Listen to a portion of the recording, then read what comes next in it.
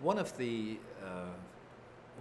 conclusions that I came to with my research on supernatural is that certain categories of beings that are referred to in traditions all around the world, shamans call them spirits. In medieval Europe, they were called fairies and elves. And in modern society, I would suggest they're called aliens. That all of these are the result of experiences in altered states of consciousness.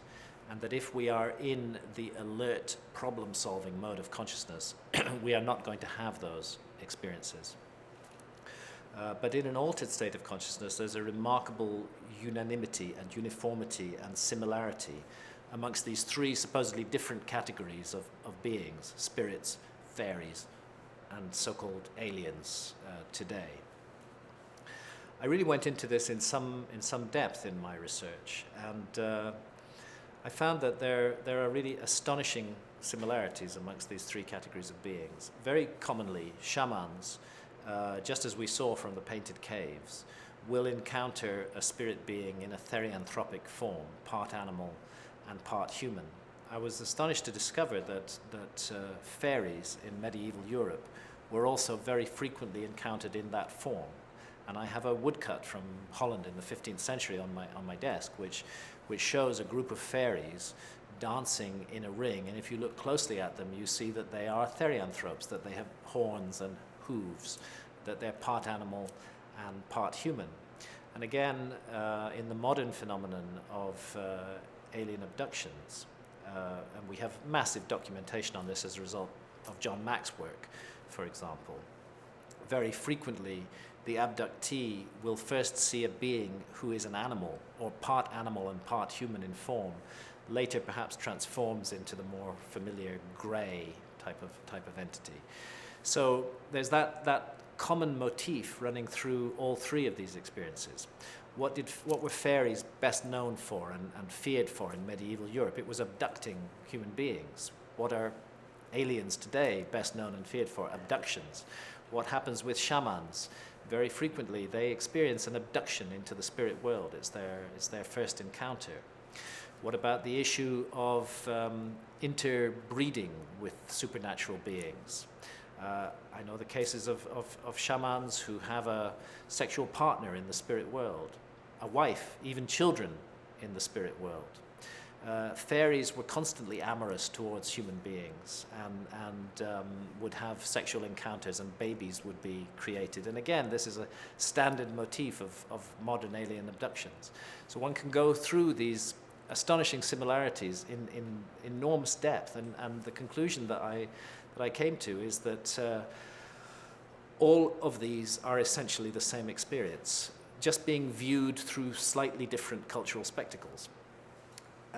With human beings, interpretation is built into perception from the very beginning. So we should expect our culture to shape our perceptions, but that doesn't mean that there isn't a real basis to those perceptions. And, to cut a long story short, I would say that the beings that shamans call spirits, the beings that medieval Europeans called fairies and elves, and the beings that modern Americans call aliens are all the same beings.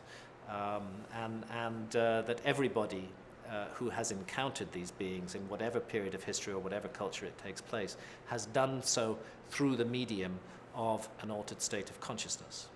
And that altered state of consciousness may be very frequently spontaneous, and I believe that is most likely the case with the modern UFO abduction, alien abduction phenomenon, that these are individuals who spontaneously fall into an altered state of consciousness.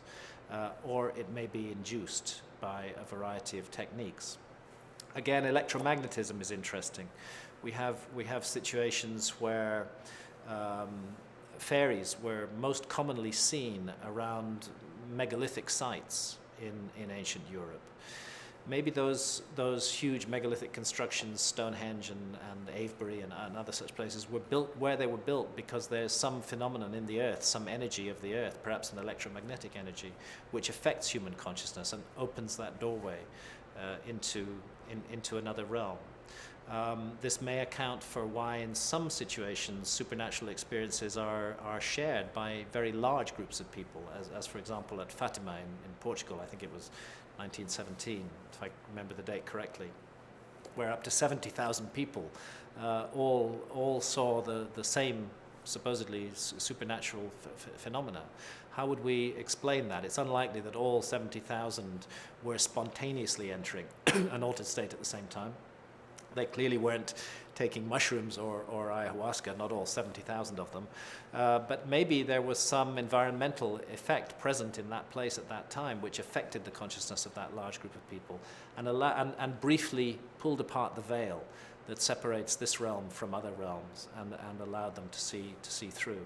I think it's enormously helpful in understanding all supernatural, so-called supernatural experiences. I think it's enormously helpful to look at those experiences from the perspective of consciousness. I think this is what's been missing in supernatural research up till now. It's really most unfortunate that people looking for ghosts, for example, will try to use technology in order to find those ghosts. And there are things called ghost meters and measuring of different fields. And I don't think that's really going to be very helpful in getting us far down this road. What will be helpful for exploring all forms of supernatural experience is the deliberate induction of altered state of consciousness in a systematic way. And we have the ability to do that. We can do it. All that's lacking is a social framework that would support it.